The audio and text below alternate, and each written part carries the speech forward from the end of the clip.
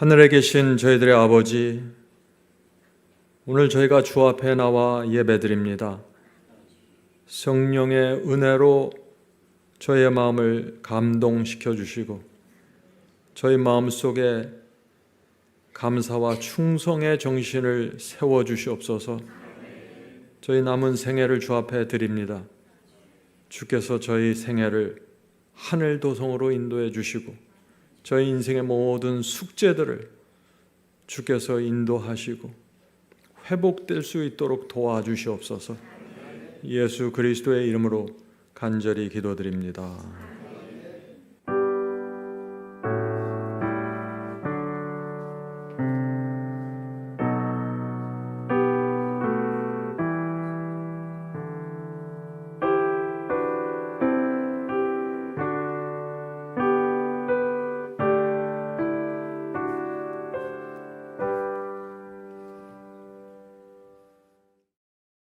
다 함께 찬송으로 하나님께 영광을 드리겠습니다.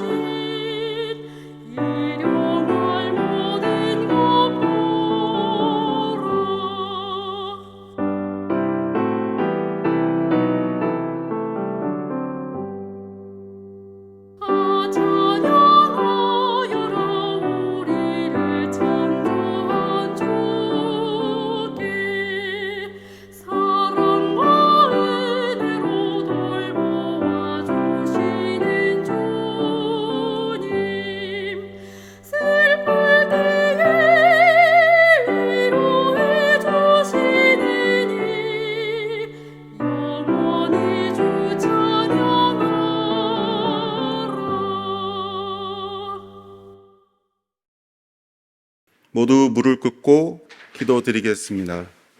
하늘에 계신 하나님 아버지, 자비하심으로 인자하심으로 선하심으로 이끄시고 붙들어 주신 은혜에 감사드립니다. 아멘. 저희들은 매 순간 연약함으로 고통과 위험과 시련들을 보며 눌리고 좌절할 때가 많습니다. 하지만 친히 시험을 받아 고난을 당하신 주님께서 시험 받는 자들을 능히 도우심을 의지하고 바라봅니다. 주님의 종을 통하여 그리스도께서 주시는 은혜의 능력으로 다시 일으켜 새롭게 해 주시옵소서. 능력 주시는 주님 안에서 모든 것을 할 수 있음을 믿습니다. 시대를 분별하게 하셔서 과거 어느 때보다 더 깊고 진실하게 헌신하는 마음과 생애가 되고 싶습니다. 걸어가도 피곤치 않고 뛰어가도 고단치 않는 믿음의 경주를 온전히 달리기를 간절히 원합니다. 힘으로도 되지 아니하며 능력으로도 되지 아니하며 오직 하나님의 성령으로 됨을 믿습니다. 사랑과 공의를 이루어 주실 전능하신 예수님의 이름으로 기도드립니다. 아멘.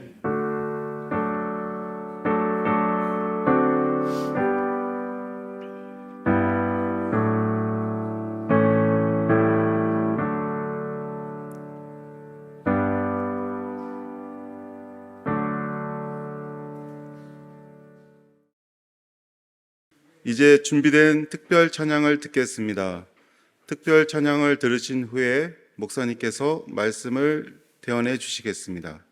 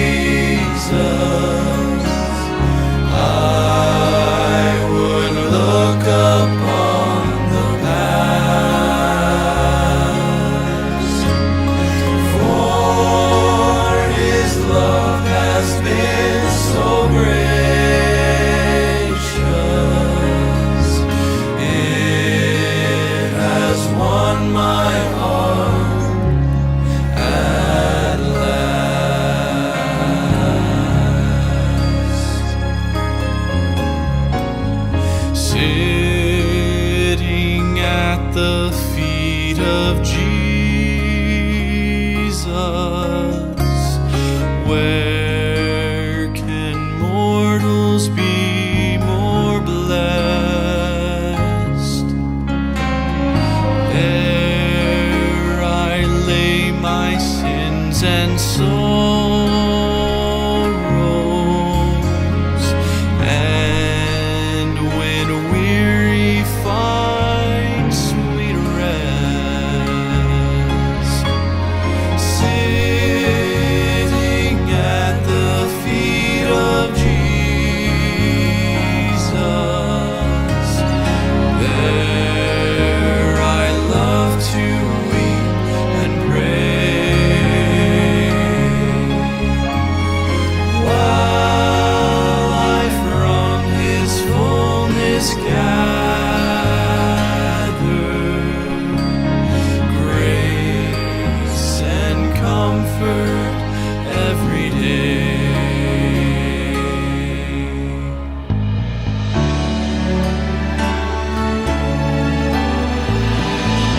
Bless me, oh my Savior, bless me as I'm waiting at thy feet. Oh, look down in love upon me. Let me see thy face so sweet. Give me, Lord, the mind of Jesus. Make me holy as He is. May I prove I've been with Jesus, who is all my righteousness. He is all my righteousness.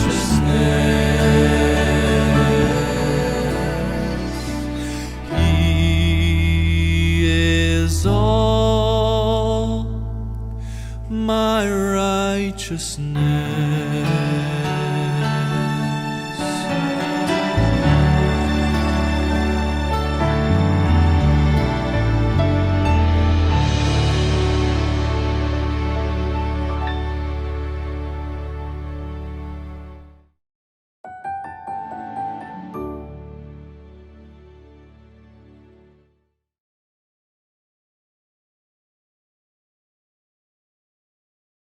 사도 바울은 로마 감옥에서 마지막 편지를 썼습니다. 그런데 그것은 어떤 희망의 편지가 아니라 참 슬픔의 편지였습니다. 디모데후서 4장 10절입니다. 대마는 이 세상을 사랑하여 나를 버리고 바울을 버리고 데살로니가로 갔고. 성도 여러분, 대마가 누구입니까? 바울과 함께 오랫동안 복음을 전했던 동역자였습니다. 대마는 바울 옆에서 진리를 듣고 기적을 보고 복음의 능력을 체험하고 복음을 전파했던 사람입니다. 그런데 그가 무너진 것입니다. 무엇 때문에 무너졌습니까? 핍박 때문에 무너졌나요? 아닙니다. 이단에 빠졌나요? 아닙니다. 세상을 사랑해서, 이 세상을 사랑해서 대마가 무너졌다. 이 세상을 사랑했다는 것은 이 세상의 힘에 끌려갔다는 것입니다. 대마가 대마가 바울을 버리고 세상으로 갔을 때 그와 함께 예배드리고 그의 설교를 들었던 이 초대교회 성도들이 얼마나 슬펐을까요?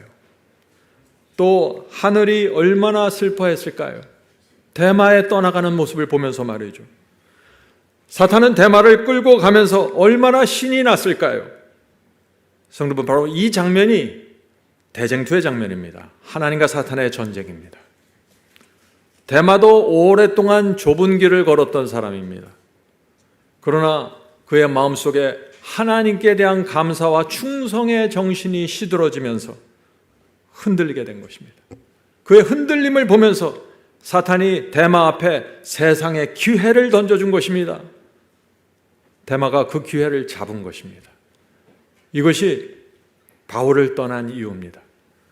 성도 여러분, 이 마지막 시대도 사탄이 똑같은 방식으로 하나님의 백성을 공격합니다. 자, 그 말씀을 보죠. 요한계시록 12장 17절입니다. 요한계시록 12장 17절. 용이 사탄입니다. 용이 여자에게, 하나님의 백성에게 분노하여 돌아가서 그 여자의 남은 자손 곧 하나님의 계명을 지키며 예수 증거를 가진 자들로 더불어 싸우려고 바다 모래 위에 섰더라. 사탄이 분노하여 공격하는 그 무리가 누굽니까? 여자의 남은 자손입니다. 여자의 남은 자손, 여러분들 가볍게 보시면 안 됩니다. 정말 마지막 시대 귀한 백성입니다. 하나님의 계명을 지키며 예수 증거를 지키기 위해서 부둥켜 안고 좁은 길을 갈아가는 성도들입니다. 사탄이 이들을 어떤 무기로 공격할까요? 1세기의 대마를 무너뜨렸던 그 무기를 사용하는 것입니다. 이 세상을 사랑하게 만들어서 세상의 힘으로 끌고 가버리는 것입니다. 두 힘이 있습니다. 하나님께서 끌어당기는 힘이 있고 사탄이 움직여서 세상이 끌어당기는 힘이 있는 것입니다. 성도 여러분, 중간지대, 회색지대란 건 없습니다. 신앙에서 미지근한 자리도 없습니다. 하나님의 편 아니면은 사탄의 편이라고 지금 말하고 있는 것이에요. 그것이 야고보서의 기별입니다. 야고보서 4장 4절. 세상에 벗된 것이 하나님의 원수임을 알지 못하느냐. 세상이 친구가 되면, 세상과 가까워지면 하나님과 원수가 되어버린다. 그런즉 누구든지 세상과 벗이 되고자 하는 자는 스스로 하나님과 원수되게 하는 것이니라. 오늘 많은 그리스도인들이 성경이 말하는 이 사상을 정확하게 분별하지 못하는 것입니다. 수많은 사람들이 그래서 교회를 다니면서 세상을 붙잡고 있는 것입니다. 그리고 교회 안에서 하나님의 원수가 되어버리는 것입니다. 참 기가 막힌 것입니다. 그래서 사탄이 우주 법정에서 하나님의 백성의 모습을 지적하면서 참소하는 것입니다. 요한계시록 12장 10절. 이것이 사탄의 모습입니다. 우리 형제들을 참소하던 자, 곧 우리 하나님 옆에서 밤낮, 가끔이 아니라 밤낮 참소하던 자. 이것이 사탄의 모습입니다. 사탄이 무엇을 참소합니까? 천사들과 온 우주가 지켜보는 가운데 하나님의 백성, 하나님을 믿는 백성들이 세상에 끌려가서 이렇게 저렇게 무너지는 모습을 지적하면서 참소하는 것입니다. 이들이 정말 하나님의 백성 맞습니까? 저는 오늘 그래서 한 가지 좀 놀라운 장면을 여러분과 함께 보려고 합니다.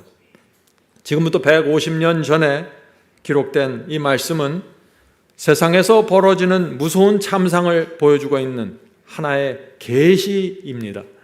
Early Writings 88페이지 보겠습니다. 150년 전에 기록된 기별입니다. 나는 무서운 기만이 신속하게 퍼져나가는 것을 보았다. 번개처럼 빨리 달리는 한 기차가 내 앞에 나타났다. 천사는 나에게 그 기차를 주의 깊이 살펴보라고 했다. 나는 그 기차를 자세히 보았다. 마치 온 세상 사람들이 한 사람도 남김없이 다 그 기차를 타고 있는 것처럼 보였다. 이 장면을 잘 보시기 바랍니다. 한 기차가 나타났습니다. 그런데 그 기차를 보니까 온 세상 사람들이 모두 가득 채워져 있는 것입니다. 성경도 똑같은 장면을 말합니다. 인자의 때는 노아의 때와 같다고 했습니다. 이 세상 사람들이 다 기차를 타고 있다는 뜻입니다. 인자가 올 때 믿음을 보겠느냐고 말씀하셨습니다. 무슨 뜻입니까? 온 세상이, 거의 모든 사람이 기차를 타고 있다는 것입니다.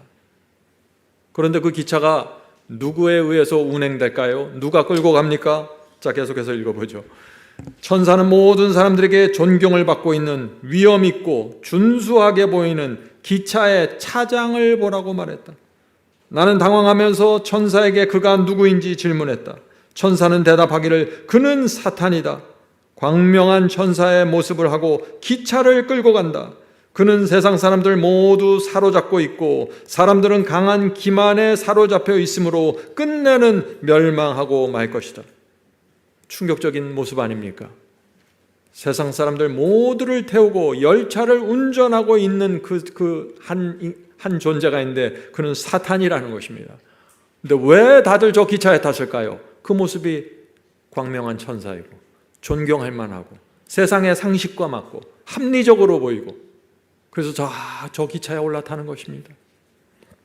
자, 계속해서 읽어보죠. 그들은 모두 영원한 파멸, 영원한 멸망을 말하죠. 영원한 파멸을 향하여 번개처럼 빠른 속도로 달려가고 있다고 천사가 말했다. 성도 여러분, 영원한 멸망, 그것이 저 기차의 종착역입니다. 저 기차를 타면 멸망으로 들어간다는 것입니다. 기차에 탄 사람들은요, 자신이 어디로 가는지 모릅니다. 그래서 기차 안을 들여다보면 그 안에서 먹고 마시고 즐겁게 자녀 교육 얘기하고 부동산 말하고 노후를 말하면서 기차 여행을 하고 있는 것입니다. 창밖으로 가끔씩 경고의 기별들이 나타나고 스쳐 지나가지만 사람들은 바빠서 주목하지 않습니다. 무서운 것입니다. 멸망을 향해 달려가고 있는데 인생의 여러 가지 문제들, 생계에 묶여서 창밖에서 가끔씩 나타나는 경고를 주목하지 못한다. 사도 요한도 기차의 장면을 말하고 있습니다. 자, 그 말씀을 볼까요? 요한일서 5장 19절입니다. 또 아는 것은 우리는 하나님께 속하고, 우리가 누구입니까? 사도 요한의 기별, 1세기의 복음을 받았던 그들이 우리입니다. 우리는 하나님께 속하고 온 세상은 악한 자 사탄 안에 처한 것이며, 분명하죠? 온 세상은 사탄 안에 있다고요. 이것이 성경의 사상입니다. 1세기나 지금이나 온 세상은 사탄이 끌고 가는 기차 안에 들어가 버린 것입니다. 놀라운 것은요, 그런데 그 기차에서 빠져나오는 한 무리가 있다는 것입니다. 자, 그 말씀을 보죠. 계속해서 보겠습니다. 나는 천사에게 기차를 타지 않고 남아있는 자가 하나도 없냐고 물었다. 마치 다 기차에 타고 있는 것처럼 보니까 하나도 없습니까? 그렇게 물었어요. 천사는 나에게 반대 방향을 보라고 했다. 나는 거기서 좁은 길을 여행하고 있는 소수의 무리를 보았다. 성도 여러분, 이것이 성경의 사상입니다.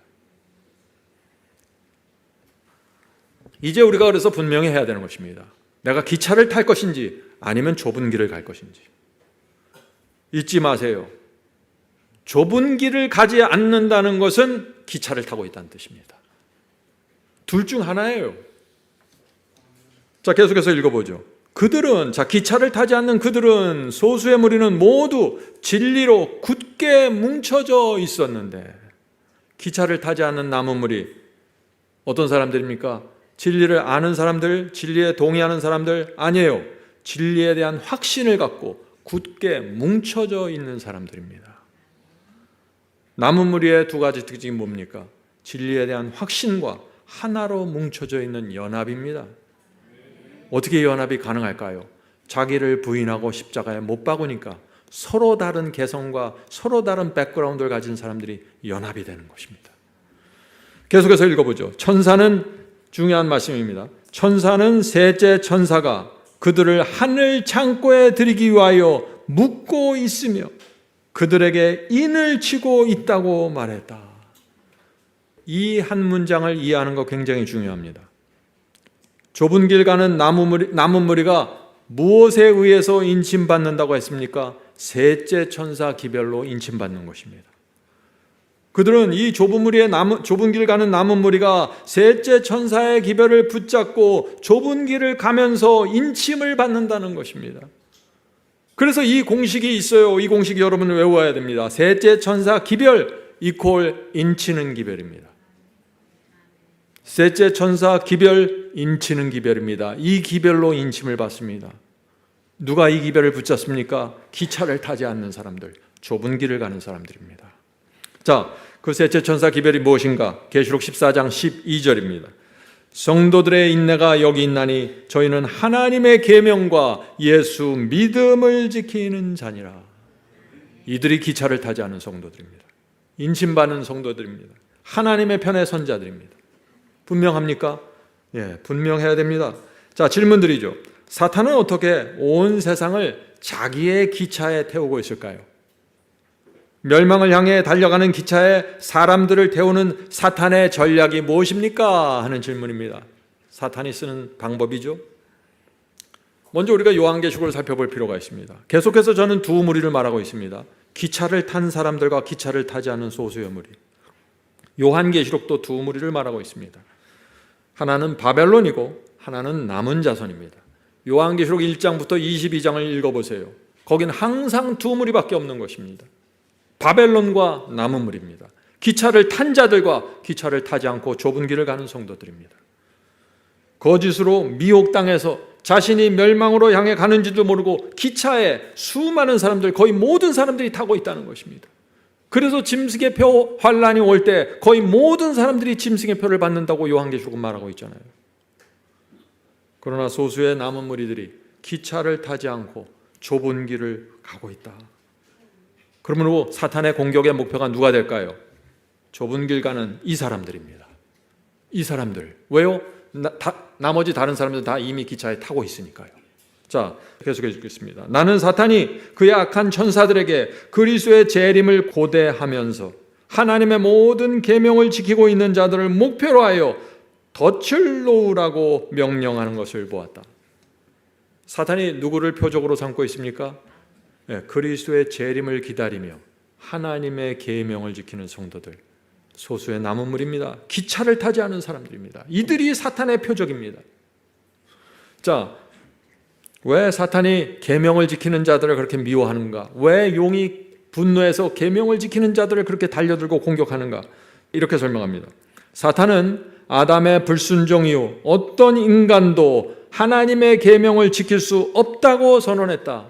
사탄의 선언이 뭐예요? 인간은 하나님의 계명을 지킬 수 없다. 이것을 선언하는 것입니다. 그는 온 인류가 자신의 지배하에 있다고 주장했다. 기차에 탄 사람들이 누구입니까? 그렇다면 하나님의 계명을 지키지 않는 자들입니다. 사탄의 주장은 분명합니다. 인간은 하나님의 계명을 지킬 수 없다라고 지금 주장하고 있죠. 그런데 기차를 타지 않는 사람들은 누구예요? 인간은 하나님의 계명을 지킬 수 있다는 사실을 믿고 좁은 길을 가는 사람들입니다. 그래서 사탄이 이 계명을 지키는 성도들이 나타나면 분노해서 달려드는 것입니다. 성도 여러분, 여러분이 계명을 지키십니까? 깨어 있어야 합니다. 누구든지 하나님의 계명을 지키겠다고 결단을 내리면 사탄이 공격합니다. 어떻게 공격합니까? 사탄이 부하에게 내리는 명령을 들어보세요. 자, 이렇게 명령을 합니다. 너희들은 사탄의 부하들이죠. 너희들은 가서 토지와 돈을, 부동산과 돈을 소유하고 있는 자들을 근심의 사슬로 메어 놓도록 하라. 만일 너희가 저들을 물질로 미혹할 수 있다면 저들은 우리 편이 될 것이다. 부동산과 돈, 토지와 돈, 근심의 사슬, 이것이 사탄의 전략입니다. 사탄은 우리를 직접 핍박하거나 우리를 감옥 속에 집어넣지 않아요. 사탄은 부동산과 돈으로 미혹한다고요. 어떻게 미혹해요? 그거하고 연결시켜서 우리 마음에 근심이 생기고 경제적인 생활의 염려로 근심의 사슬을 묶어버린다는 것입니다. 그 사슬에 묶이면 어떻게 돼요? 사탄이 끌고 기차에 태운다는 것입니다. 자, 계속해서 읽어보죠. 물질과 돈에 흔들리는 자들은 그리스도의 왕국이 건설되고 진리가 전파되는 것보다 돈에 끌려다니면서 시간과 에너지를 쏟을 것이다. 성도 여러분, 사탄의 전략이 보이십니까? 우리가 돈이 필요합니까? 돈을 필요합니다. 일해야 되나요? 일해야 됩니다. 그러나 사탄이 어떻게 움직이는 걸 알면서 일해야 되고 돈을 벌어야 되죠. 그죠? 자, 사탄이 자기 부하들에게 이렇게 말하는 것입니다. 제가 좀 쉽게 풀어서 말씀드리겠습니다. 사람들이 하나님을 열심히 믿어도 좋다. 사람들이 하나님을 열심히 믿어도 좋다. 그들이 교회를 열심히 다녀도 좋다. 순종하려고 노력해도 내버려둬라. 중요한 것은 그들이 바쁘게 살도록 만드는 것이다. 매주 돈 버는 일에 40시간, 50시간을 바치게 하고 이런저런 걱정으로 눌리게 만들어야 한다. 늘 시간에 쫓겨 다니게 만들어야 한다. 교회에서 예배드려도 마음은 기차의 즐거움을 생각하게 만들라. 우리의 전략의 핵심은 이것이다. 사람들의 그들의 삶에서 벌어지고 있는 대쟁투를, 하나님과 사탄의 전쟁을 보지 못하게 하고 하늘에서 우주 법정이 열리고 있다는 것은 상상도 하지 못하게 하라. 그들은 기차 안에서 즐겁게 바쁘게 살다가 종착역에 도착해야 한다. 이것이 사탄의 전략입니다. 성도 여러분, 사탄의 핵심 전략은 우리를 죄짓게 만드는 것이 아니에요. 우리가 대쟁투에 살고 있다는 것을, 그 자체를 잊어버리게 하는 것입니다. 자, 예수님도 똑같은 말씀을 하셨습니다. 누가복음 21장 34절, 이것을 조심하라는 것이죠. 너희는 스스로 조심하라. 그렇지 않으면 방탕함과 술 취함과 생활의 염려로 마음이 둔하여지고 뜻밖의 그날이 너희에게 임하리라.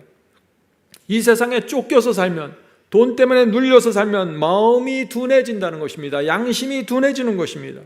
영적인 감각이 둔해져요. 그래서 종착역에 도착하는 것입니다. 자기도 모르게. 성도 여러분, 이 사탄이 만들어 놓은 이 틀, 사탄이 세팅한 이 틀로 들어가지 말아야 됩니다. 그 틀로 들어가면 어떻게 돼요? 시간을 빼앗기고 정신없이 바쁘게 살고 생활의 염려에서 짓눌려 갖고 계속해서 무너지는 것입니다. 자, 질문 드리죠. 사탄이 우리의 시간을 빼앗고 바쁘게 만들고 무너뜨려서 무엇을 하려고 하는 것입니다. 결국 사탄이 원하는 것이 무엇입니까? 자, 여기에 비밀이 있습니다. 사탄은 우리의 인생을 증거물로 만들려고 하는 것입니다. 우주 법정에 제출할 증거물을 만들기 위해서 우리의 인생을 서서히 망가뜨려 가는 것입니다. 사탄의 최종 관역은 우리가 아닙니다. 하나님입니다. 사탄은 그 무너진 인생들, 기차에 올라타 있는 이 인생들을 손에 들고서 하나님을 향해 고소하는 것입니다. 저와 여러분의 인생이 무너지면서 기차에 올라타려고 하면 사탄이 우리의 인생을 하늘 법정을 향해 증거로 제시하면서 하나님의 계명은 인간이 지킬 수 없습니다. 인간은 하나님의 뜻대로 살 수 없습니다. 보좌를 흔드는 것입니다. 성도 여러분, 이 모습을 봐야 되는 것입니다. 이것이 하나님이 존재하고 사탄이 실제로 존재하는 이유이고 투쟁이라는 것입니다. 제가 오늘 어떤 부부의 일생을 좀 여러분에게 제시하려고 합니다. 이것은 실제는 아니지만 이 세상에 흔히 존재하는 한 부부의 일생입니다. 사탄이 어떻게 하나님의 보좌를 흔드는지, 한 부부의 인생을 통해서 하나님을 어떻게 공격하는지 그것을 살펴보는 것입니다. 한 청년이 있었습니다. 30살에 결혼했습니다. 신혼 시절 부부는 손을 잡고 함께 예배당에 갔습니다. 그들의 마음에는 하나님이 계셨습니다. 아이가 태어났고 자라면서 부부는 점점 바빠졌습니다. 아이의 교육을 위해서 부부는 더 많이 일해야 했습니다. 열심히 돈을 모았고 그리고 나중에 은행에서 빚을 내서 조그만 집을 샀습니다. 당연하죠. 이게 무슨 잘못된 거 아니잖아요. 근데 사탄이 서서히 인생을 무너뜨려가는 것입니다. 부부는 새 집에 이사 가면서 행복을 느꼈습니다. 이제 그들은 조금만 더 열심히 일하면 이 행복을 지킬 수 있고 더 크게 만들 수 있다고 생각한 것입니다. 그런데 자녀가 또 성장합니다. 중학생이 되고 고등학생이 되면서 더 많은 돈과 더 많은 학원비가 필요하겠죠. 남편은 직장에 더 열심히 일해야만 합니다. 이제 부인도 풀타임으로 나가서 일하면서 열심히 살았습니다. 보통 부부들이 다 이렇게 살지 않나요? 그런데 문제가 생겼습니다. 어떤 문제가 생겼을까요? 이 부부가 하늘을 바라볼 시간이 없는 것입니다. 무릎 꿇고 기도할 여유가 없어졌습니다. 점점 더 사탄의 사슬에 깊이 묶여지고 있는 것입니다. 그들 부부는 어느 날 모여서 둘이서 앉아서 이렇게 의논했습니다. 여보, 지금은 어쩔 수 없다. 나중에 여유가 생기면 그때 신앙에 집중합시다. 미래를 향한 계획이죠. 그러나 이들 부부는 점점 바빠졌고 남편과 아내의 대화가 점점 끊어져 갔습니다. 식탁에 모이는 시간은 줄었고 가족의 대화도 사라지고 저녁 시간이 되면 각자 스마트폰을 켜고 앉아서 자기 방에서 따로 놀기 시작했습니다. 자녀가 무슨 생각을 하면서 성장하는지 알 수 없게 되었습니다. 50대 후반이 되면서 남편은 은퇴했습니다. 학교를 졸업한 자녀는 직장을 찾아서 다른 도시로 갔습니다. 이제 부부가 단둘이 식탁에 앉게 되었습니다.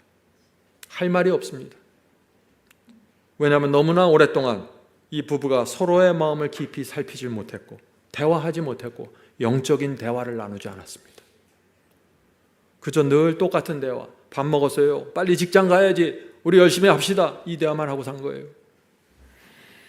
통장에는 약간의 돈이 쌓여 있지만 신앙은 무너진 것입니다. 물론 여전히 이 부부가 교회를 다녔습니다. 그러나 말씀과 성령의 역사가 일어나지 않았습니다. 기름이 없는 미련한 처녀가 된 것입니다.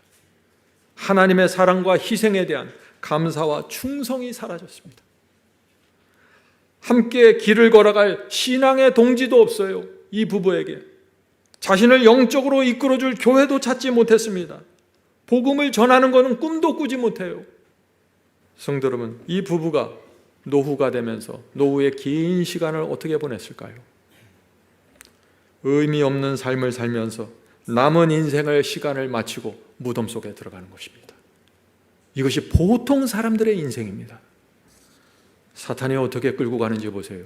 어떻게 기차에 태우는지 보시라고요. 왜 수많은 사람들이 기차에 타게 되는지. 기차가 좋아서 타는 게 아닙니다. 다 이렇게 살면서 타는 것입니다. 그 부부가 끝까지 사탄의 기차에서 뛰어내리지 못했다는 것입니다. 이 모습을 본 사탄이 무엇을 했을까요? 이 부부의 일생을 보면서 무엇을 했을까요? 사탄이 이 부부의 일생을 붙잡고 우주 법정을 향해 증거로 제출하는 것입니다. 이렇게 외치는 것입니다. 천사들이요, 이 두 사람은 오랫동안 하나님을 믿는다고 고백하고 교회를 오랫동안 다녔습니다. 그러나 그들의 일생을 보십시오. 그들은 인생의 대부분을 돈을 따라다녔고 하나님의 말씀에 굴복하지 않았고 참된 신앙이 무엇인지 모른 채 빈손으로 무덤 속에 들어갔습니다. 내가 수천 년 동안 가슴을 치면서 주장했던 것이 바로 이 부부의 모습 아닙니까? 인간은 결코 하나님의 뜻대로 살 수 없습니다. 하나님은 인간이 감당할 수 없는 것을 요구하고 있습니다. 하나님은 이 우주를 다스릴 자격이 없습니다. 이것이 사탄의 주장입니다. 사탄이 어떻게 하나님을 공격하는지, 저와 여러분의 인생을 무너뜨려서 어떻게 우리의 삶을 하늘 우주 법정의 증거물로 제시하는지 정확하게 보아야 된다는 것입니다. 이것을 보지 못하면 여러분들은 신앙을 하지 못하게 됩니다. 본질로 들어갈 수가 없어요. 사탄이 부하들에게 내린 명령 기억하십니까?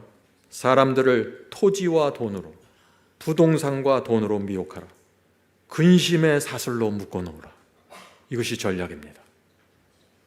여기에 걸려든 수많은 사람들이 기차에 올라탄다. 그리고 그들이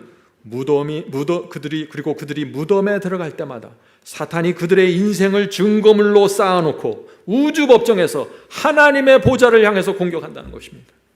이것이 대쟁투예요. 사탄의 고소장을 보면은요, 그의 야심이 분명하게 나타나 있습니다. 사탄의 고소장은 이것입니다. Signs of Times 263입니다. 사탄은 아담의 후손들이 하나님의 계명을 지키는 것은 불가능하다고 선포했다. 만약 아담의 후손들이, 저와 여러분이 하나님의 계명을 지키지 못한다면 그것은 계명을 주신 하나님께 문제가 있는 것이 된다. 제가 이 말씀 계속해서 반복해서 강조하고 있죠. 이것이 대쟁투의 본질입니다. 사탄의 목적은 저와 여러분을 무너뜨려서 하나님의 보좌를 흔드는 것입니다. 성도 여러분, 지난 한 주 동안 무엇이 여러분의 마음을 채웠습니까? 자녀의 입시입니까? 회사의 실적인가요? 주식과 집값입니까? 노후 문제입니까? 감정 싸움입니까? 아니면 그리스도 예수의 재림입니까? 무엇이 여러분의 마음을 채웠습니까? 지난 한 주 동안 가장 여러분이 근심하고 걱정하고 고민했던 것이 무엇입니까? 그것이 여러분의 손목에 채워놓은 사슬입니다. 그것을 끊어야 됩니다. 마태복음 6장 21절, 내 보물이 있는 그곳에는 내 마음도 있느니라. 성경의 사상은 뭐냐? 이 땅에 보물을 쌓지 말라는 것이에요. 우리가 쌓아야 할 보물은 오직 하늘 창고입니다. 여러분의 보물이 무엇입니까? 이 땅의 보물을 붙잡으면 사탄이 거기에 쇠사슬을 묶고 기차에 태우는 것입니다. 이것이 온 세상이 기차에 올라타게 된 이유입니다. 예수께서도 똑같은 말씀을 하십니다. 오직 소수의 사람들만 기차에 타지 않을 것이라고 말씀하셨어요. 자, 마태복음 7장 13절 14절입니다. 유명한 말씀이죠. 멸망으로 인도하는 문은 크고 그 길이 넓어 그리로 들어가는 자는 많고 생명으로 인도하는 문은 좁고 길이 협착하여 찾는 이가 적음이니라. 대부분이 넓은 길로 가기 때문에 기차에 타게 된다는 것이죠. 무너지게 되는 것입니다. 사탄은 이 무너진 인생들의 증거물을 산처럼 쌓아놓고 우주법정을 향해 외친다. 이것을 잊지 말아야 된다는 것입니다. 성도 여러분, 정말 생명으로 인도하는 문은 좁고 길이 협착합니까? 정말 좁은 길은 힘든가요? 들어갈 때 힘들게 보입니다. 그러나 정작 그 길을 걸으면 어떻게 돼요? 우리 마음이 자유와 평강으로 채워지고 풍요로움으로 넘치는 것입니다. 들어갈 때 그렇게 보이는 것은 사실이에요. 밖에 있는 사람들이 그 길이 그렇게 보이는 것입니다. 그러나 진짜 온 마음을 다해 그 길로 들어서고 뚜벅뚜벅 걸어가는 사람들 마음속에 놀라운 확신과 희망과 소망이 있는 것입니다. 성도 여러분, 하나님께서 지금 누구를 찾으실까요? 누구를 찾습니까? 사탄의 고소가 들어올 때마다 누구를 찾아야 됩니까? 좁은 길을 가는 성도들입니다. 기차를 타지 않은 성도들, 이 세상을 버리고 이기심을 버린 성도들, 자유와 평강으로 인생을 살아가는 성도들, 하나님의 말씀에 순종하면서도 이렇게 행복하게 살 수 있다는 걸 증명하는 성도들, 이 성도들이 필요한 것이에요. 하나님의 말씀에 순종한다고 말하면서 우울증에 시달린다면 잘못된 것입니다. 그것은 뭔가 놓친 거예요. 이 세상은 우울하지 않습니다. 우리가 살아야 될 이유와 목적이 분명하기 때문입니다. 이제 우리가 할 일은 하나님을 위해 살았던 실제 사람을 찾아야 됩니다. 오늘 저는 한 사람을 찾았는데 그의 이름은 갈렙입니다. 갈렙은 우리처럼 연약한 사람입니다. 우리처럼 광야를 걸었고 우리처럼 늙어갔습니다. 그런데 그 평범한 사람이 사탄의 고소를 정면으로 무너뜨리면서 하나님의 증인으로 세워진 것입니다. 자, 질문 드리죠. 갈렙은 어떻게 청년기부터 85세 가나안 정복까지 평생 흔들리지 않고 순종할 수 있었습니까? 성경은 한 줄로 대답합니다. 여호수아 14장 14절입니다. 여호수아 14장 14절. 그가 이스라엘의 하나님 여호와를 온전히 쫓았음이며. 너무 당연한 말 아니에요? 온전히 쫓아야지. 그럼 반은 하나님 쫓고 반은 사탄은 쫓나요? 사랑은 나눠줄 수가 없습니다. 두 여인을 동시에 사랑할 수 없는 것처럼 사랑은 나눠줄 수 없는 것이에요. 갈렙의 비결은 여호와를 온전히 쫓은 것입니다. 자, 그런데 이 온전히 쫓았다는 말의 의미가 특별합니다. 이 원어의 의미가 특별해요. 자, 성경 주석을 보겠습니다. 성경 주석. 온전히 쫓았다는 표현은 안내자를 따라가는데 열중하여 간격도 두지 않고 바싹 붙어 쫓아가는 여행자를 떠올리게 한다. 이것이 온전히 쫓았다는 것입니다. 그림이 보이십니까? 캄캄한 밤입니다. 처음 길을 가는 여행자가 있습니다. 저와 여러분입니다. 우리는 길을 모릅니다. 안내자를 따라가야 돼요. 한눈 팔면 캄캄한 밤에서 길을 잃어버립니다. 뒤처지면 어둠 속에 나 혼자 남게 됩니다. 그래서 여행자가 어떻게 합니까? 안내자에게 눈을 떼지 않습니다. 바짝 붙어서 한 걸음도 떨어지지 않으려고 노력하는 것입니다. 이것이 갈렙이 여호와를 온전히 쫓았다 하는 의미입니다. 왜 그렇게 온전히 쫓았을까요? 자기가 너무 연약하다는 걸 알기 때문이죠. 나 혼자는 길을 찾아갈 수 없다는 것을 아는 것입니다. 나를 알면 하나님께 바짝 붙어 있는 것입니다. 우리도 갈렙처럼 주님을 따라가야 됩니다. 온전히 쫓았다. 이 말의 반대가 무엇입니까? 이 말의 반대, 간격을 두고 멀리서 따라가는 것입니다. 하나님을 따라가긴 하는데 멀찍이 놓고서 적당히 거리를 두고서 따라갑니다. 필요할 때는 가까이 붙었다가 필요 없을 때는 멀리 떨어지는 것입니다. 어떤 때는 바짝, 어떤 때는 띄엄띄엄. 이렇게 하나님을 따른 사람들이 어떻게 됩니까? 사탄의 공격을 받고 무너지는 것입니다. 기차에 올라타게 되는 것입니다. 성도 여러분, 바짝 붙어야 됩니다. 왜 바짝 붙고 어떻게 바짝 붙을 수 있을까요? 내가 연약하다는 것을 알면 알수록 바짝 붙게 되는 것입니다. 갈렙을 잘 보아야 됩니다. 그는 간격을 두지 않고 따라갔습니다. 평생 바짝 붙었습니다. 거인족이 앞길을 막았을 때 열 정탐꾼은 다 두려워했고 실패한다고 말했어요. 이스라엘 온 백성이 원망하면서 돌을 던지려고 했으며, 그러나 그때 갈렙은 하나님께 바짝 붙어 있었습니다. 그래서 뭐라고 말합니까? 그들은 우리의 밥이다, 이렇게 선언했어요. 바짝 붙었던 이유입니다. 갈렙이 강해서 한 얘기가 아니에요. 40년 광야길에서 이스라엘 백성이 배도하고 불평하고 수없이 무너졌을 때도 갈렙은 여호와께 바짝 붙어서 따라갔다는 것입니다. 85세 백발의 노년에도 여전히 갈렙은 여호와께 바짝 붙어 있습니다.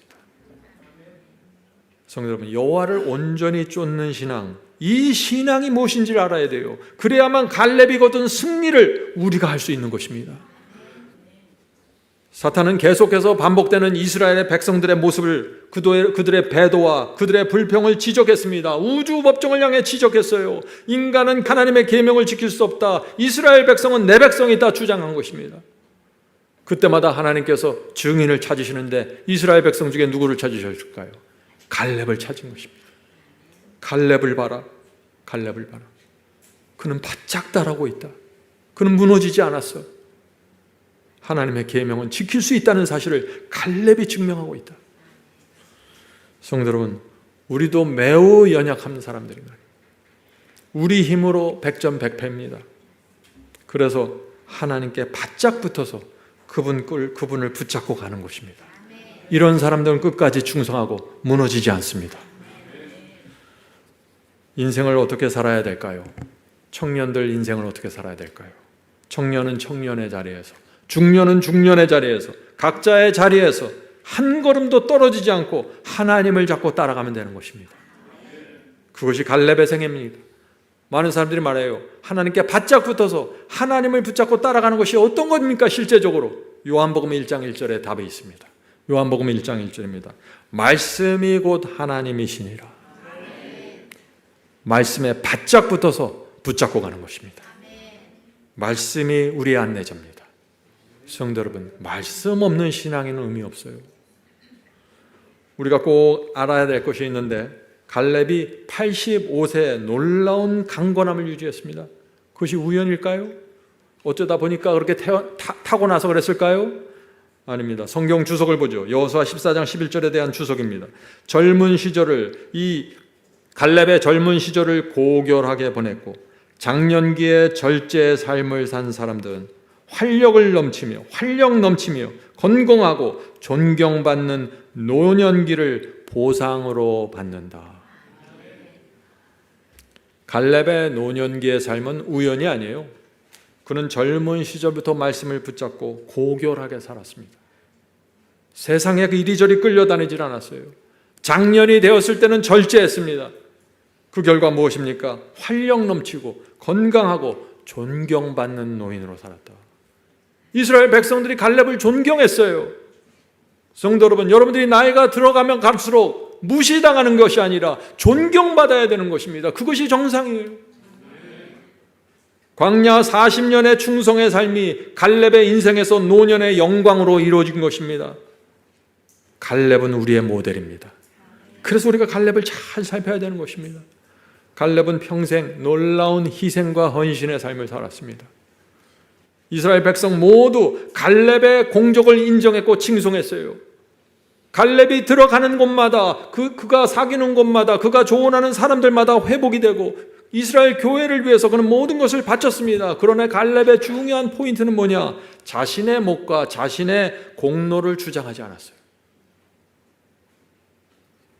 여호수아를 제외하고 이 갈렙은 이스라엘의 최고 연장자가 되었습니다.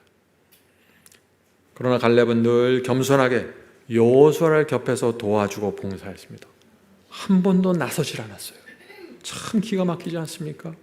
하나님께서 이 갈렙의 인생의 마지막 열매를 그래서 허락하시는 것입니다. 누구에게 마지막 열매를 주는지 보셔야 돼요. 여호수아 14장 12절입니다. 여호와께서 말씀하신 이 산지를 내게 주소서. 갈렙의 요구입니다. 당신도 그날에 들으셨거니와 그곳에는 아낙 사람 거인족이 있었고 그 성읍들은 크고 견고할지라도 여호와께서 나와 함께 이 갈렙과 함께 하시면 내가 필경 여호와의 말씀하신 대로 그들을 쫓아내리이다. 이것이 85세 갈렙입니다. 갈렙은 자기 힘을 믿고 지금 가나안족을 정복하겠다, 이 산지를 정복하겠다고 나선 것이 아니에요. 여호와께서 나와 함께 하시면, 이것이 조건입니다. 하나님께서 이 85세 갈렙에게 가나안의 최고의 난공불락의 요새, 가나안족이 사는, 거인족이 사는 헤브론 산지 정복을 허락하시는 것입니다. 얼마나 영광스러운 인생입니까? 이스라엘의 젊은 사람들이 두려워서 지금 다 뒤에 머물러 있는데 85세 노인이 백발이 성성해서 나가고 있는 것입니다. 저 산지를 정복하겠다고요. 저와 여러분도 남은 인생을 이렇게 살아야 되는 것입니다. 자, 질문 드리죠. 하나님께서 마지막 시대에 찾으시는 사람은 어떤 사람일까요? 하나님께서는 당신의 모든 계명을 존중함으로써 당신의 명예를 옹호하는 한 백성을 이 땅에 두실 것이다. 매 시대마다 수많은 사람들의 인생이 사탄의 공격을 받고 무너졌습니다. 기차에 올라탔습니다. 거의 모든 사람들이 사탄의 기차를 타고 가다가 무덤 속으로 들어가 버린 것입니다. 그리고 사탄은 그들의 인생을 다 모아서 증거물로 우주 법정에 제시했습니다. 이것이 기독교의 역사입니다. 그러나 하나님께서 매 시대마다 승리하셨다는 것입니다. 소수의 사람들을 통해서 말이죠. 인생의 많은 바다 속에서 하나님께 바짝 붙어서 좁은 길을 끝까지 걸어갔던 갈렙 같은 종들이 있었습니다. 매 시대마다요. 하나님께서 그들을 증인으로 내세우면서 사탄의 말은 거짓말이다, 하나님의 계명은 순종할 수 있고 좁은 길을 갈 수 있다고 선언하신 것입니다. 성도 여러분, 지금도 이 전쟁이 계속되는 것입니다. 사탄은 우주 법정을 향해 지금도 외치고 있습니다. 똑같은 주장입니다. 인간은 돈에 끌려다니고 이기심의 종이기 때문에 하나님의 계명에 순종할 수 없다. 사탄의 이 고소를 무너뜨리기 위해서 이 시대에도 하나님께서 당신의 종들을 부르시는 것입니다. 누구를 부르시요? 갈렙 같은 사람들을 부르시는 것입니다. 이제 오늘 설교에서 제가 가장 나누고 싶었던 그 부분으로 좀 들어가겠습니다. 특별히 인생의 후반을 지나가는 우리 성도 여러분, 머리에 흰머리가 덮여져가는 우리 교우 여러분, 세상이 여러분을 무엇이라고 부릅니까? 퇴직자, 은퇴자라고 부릅니까? 노인, 뒷방으로 물러난 사람, 쓸모를 다한 사람이라고 부릅니까? 거짓입니다. 우리는 갈렙의 길을 가야 할 사람입니다. 85세 넘어서까지 말이죠. 오늘 많은 사람들이 은퇴하고 어디에 앉아 있습니까? 소파에 앉아 있습니다. 리모컨을 듭니다. 아침부터 저녁까지 유튜브를 보고 텔레비전을 봅니다. 재미있어서요? 아니, 시간이 너무 많아서요. 목적 없이 살아가는 것입니다. 그렇게 하루가 가고 한 해가 가고 여러 해가 지나갑니다. 마음속에서는 음성이 들려옵니다. 이렇게 살면 안 되는데, 내 무덤이 가까워오고 있는데, 그런데 돌이킬 힘이 없는 것입니다. 어떻게 여기서 빠져나가야 되는지, 어떻게 이 기차에서 뛰어내려야 되는지 말이죠. 성도 여러분, 저와 여러분에게 하늘은 마지막 시대에 갈렙이 될 것을 요구하고 있고 갈렙의 길을 보여주고 있는 것입니다. 갈렙과 같은 사람들이 이 마지막 때에 가장 필요한 사람들이다. 마지막 때 어떤 사람들이 가장 필요합니까? 하나님께서 어떤 사람들이 가장 필요합니까? 갈렙과 같은 사람들입니다. 떠들썩하게 물을 펼쳐놓는 사람들이 아니라 조용하게 묵묵하게 갈렙처럼 한 길을 걸어가는 성도들입니다. 하나님의 말씀을 붙잡고 말이죠. 나이 든 분들은 인생의 광야를 수십 년 동안 걸어온 사람들입니다. 산전수전 다 겪으셨을 것입니다. 어느 길로 가면 안 된다고 알 것입니다. 하나님께 바짝 붙어서 가지 않으면 무너진다는 사실도 아실 것입니다. 이제 여러분이 할 일은 무엇입니까? 지난 수십 년 동안 여러분이 배운 교훈을 무릎 꿇고 다시 정리하는 것입니다. 내 인생을 되돌아보면서 내가 그때 왜 실패했고 왜 무너졌고 이것을 되돌아보면서 교훈을 배워야 한다는 것입니다. 하나님께서 수십 년 동안 가르쳐 주신 그 지난 인생의 교훈을 배우지 못하면 어떻게 될까요? 우리의 성품과 인격의 구원의 인을 받지 못하고 무덤 속으로 들어간다. 이것이 수많은 사람들의 생애 속에서 펼쳐지고 있는 현실입니다. 절대 그렇게 되면 안 됩니다. 우리는 갈렙의 길을 바라보고 가야 됩니다. 용기와 소망을 가지고 말이죠. 113쪽입니다. 오늘날 필요한 갈렙들, 우리 사업의 역사의 여러 시기에 갈렙들이 크게 필요했다. 매 시대마다 갈렙들이 있어야 됐어요.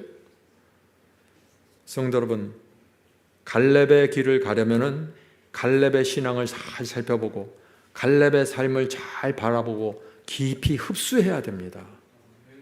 갈렙은 우리와 같은 사람이었어요. 우리처럼 늙어갔습니다. 우리처럼 근육에 힘이 없었어요. 그러나 갈렙은 노년이 되면서 용감한 사람이 되는 것입니다. 갈렙의 나이 85세에 그가 무엇이라고 외쳤습니까? 이 산지를 내게 주소서. 그 산지가 무엇입니까? 가나안에서 가장 어려웠던 땅입니다. 그 땅을 달라고 나간 것입니다. 85세 갈렙, 그 나이가 되면 이제 슬리퍼를 신고 쉴 수 있잖아요. 좋은 땅 하나 물려받고 손주들 보면서 여생을 보낼 수도 있습니다. 누가 하나 뭐라 그럴 사람이 없어요.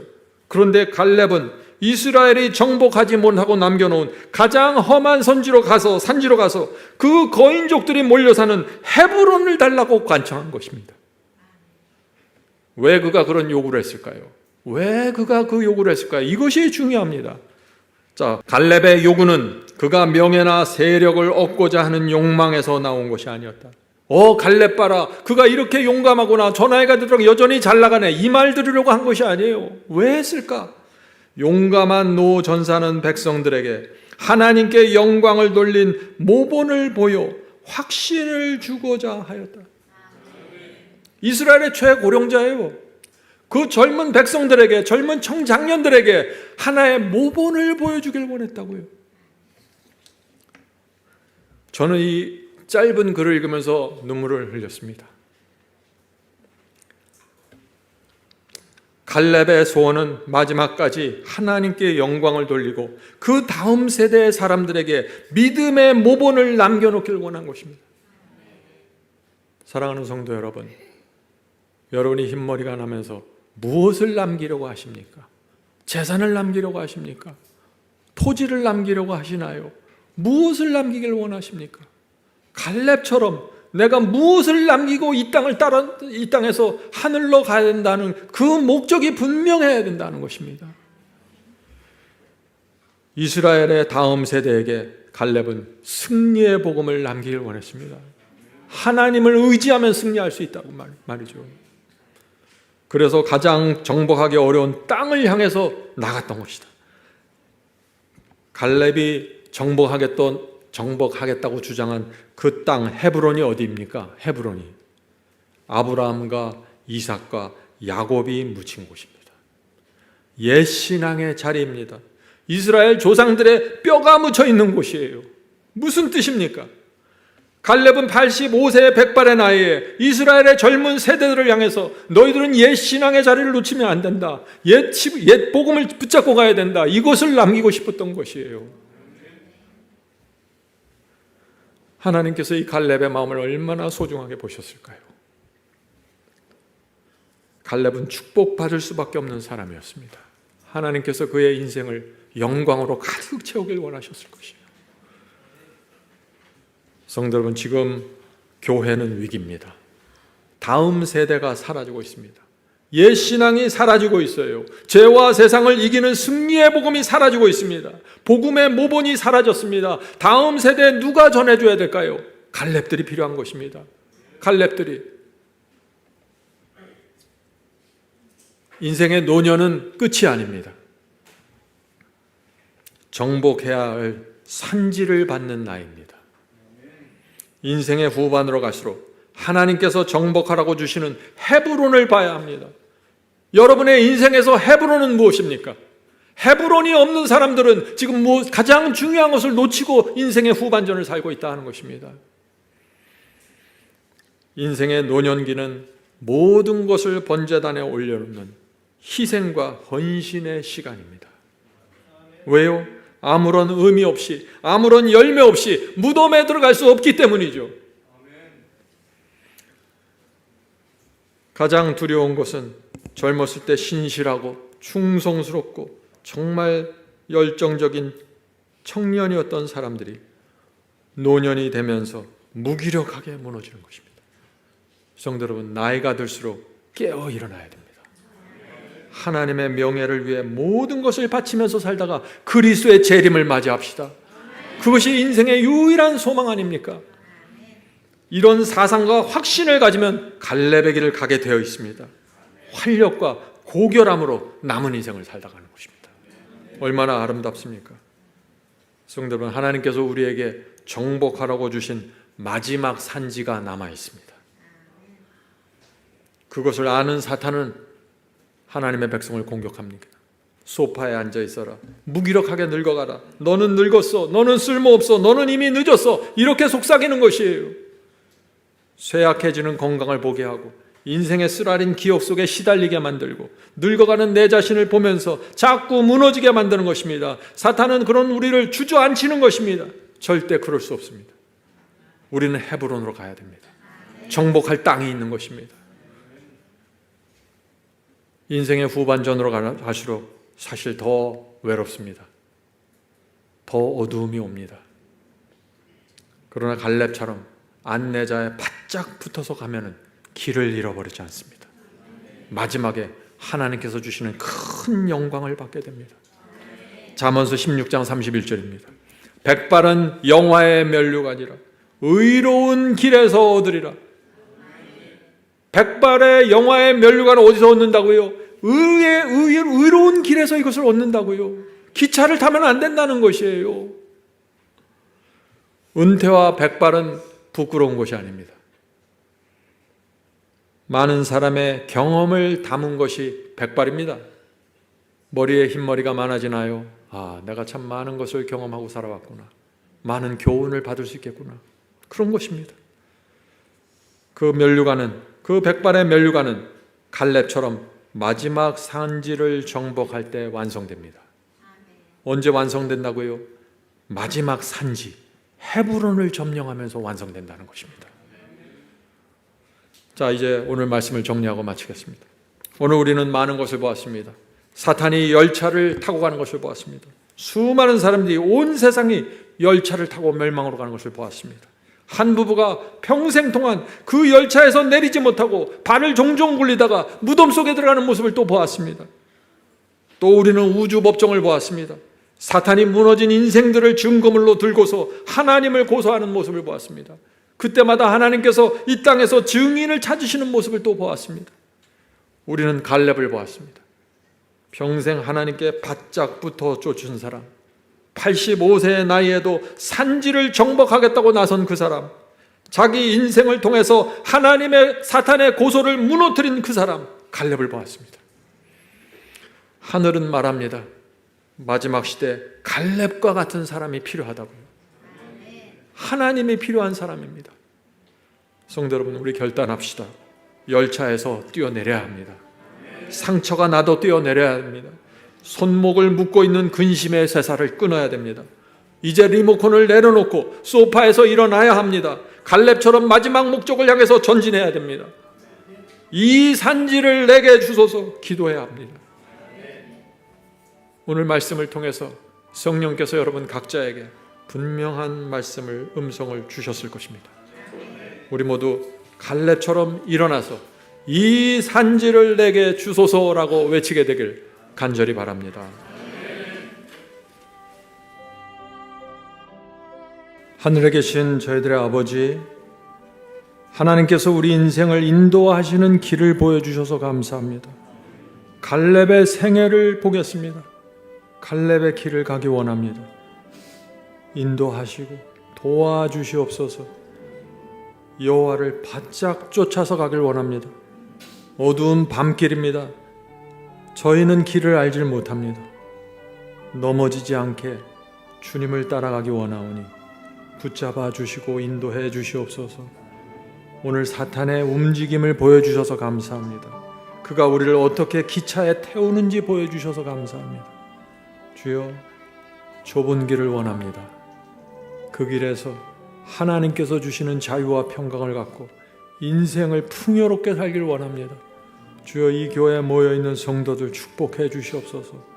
좁은 길을 가기 원하는 성도들이고 하나님의 계명을 지키기 원하는 성도들입니다. 주여, 붙잡아 주시고 도와주시고 축복해 주셔서 노년의 영광을 누릴 수 있도록 축복해 주시옵소서. 우리 인생에 각자에게 헤브론을 주시옵소서. 산지를 정복하길 원합니다. 각자가 맡겨진 산지가 있다고 믿습니다.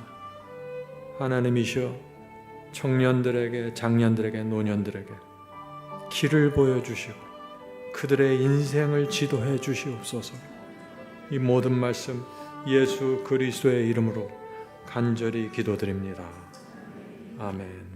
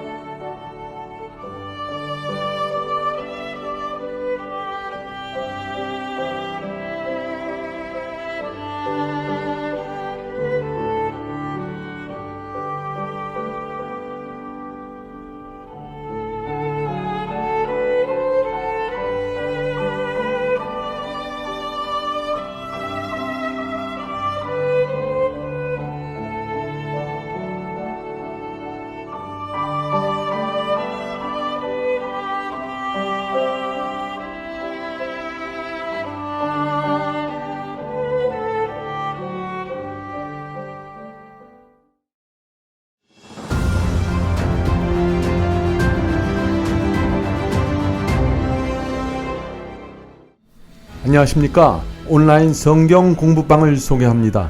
온라인 성경 공부방 바이블 칼리지는 한 번 시작하면 다음 강의가 기다려지는 아주 매력있는 성경 연구 과정입니다. 바이블 칼리지는 이런 성도들을 위해서 준비되었습니다.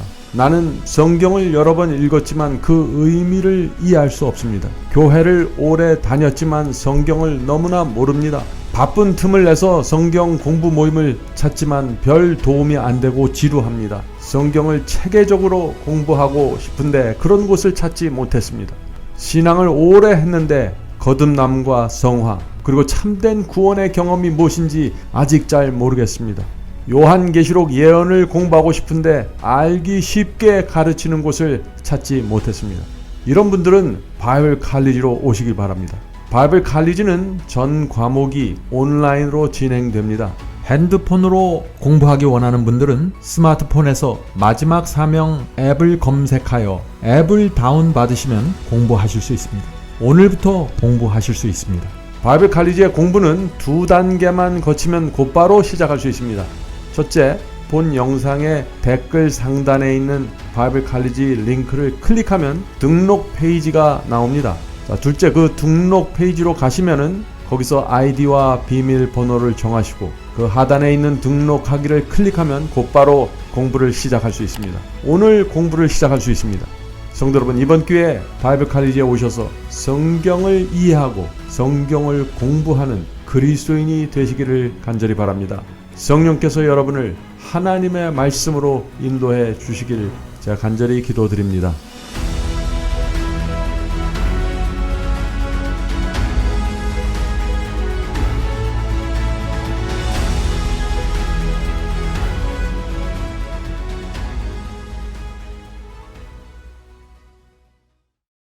성도 여러분, 마지막 사명에서는 아침 예배 채널을 유튜브에서 별도로 운영하고 있습니다. 아침 예배 채널에서는 매일 새벽 4시에 예배 영상이 올려지고 있으며 특별히 아침 9시에 예배가 진행됩니다. 아침 9시 예배가 아침 예배 채널의 독특한 특징입니다. 원하시는 분들은 유튜브에서 아침 예배 채널을 별도로 구독 신청하여 주시면 저희와 함께 아침마다 예배 드릴 수 있습니다. 매일 아침마다 하나님의 말씀으로 저희 모두가 주 앞에 나와 예배 드리는 신앙으로 함께 나가게 되길 간절히 바랍니다. 감사합니다.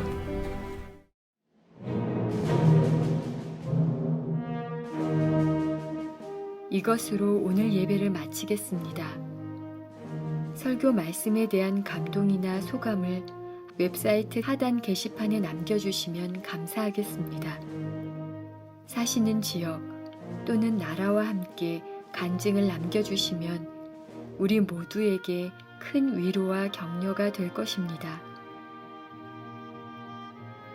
마지막 사명 사역을 위해 헌금하시기 원하시는 분들은 웹사이트 상단 헌금함에 드려주시기 바랍니다. 성도 여러분의 헌금은 복음을 전파하는 일에 소중히 사용됩니다. 그럼 다음 주 이 시간에 다시 뵙겠습니다. 마지막 사명 인터넷 교회 교우 여러분, 하나님의 은혜와 평강이 함께 하시길 간절히 바랍니다.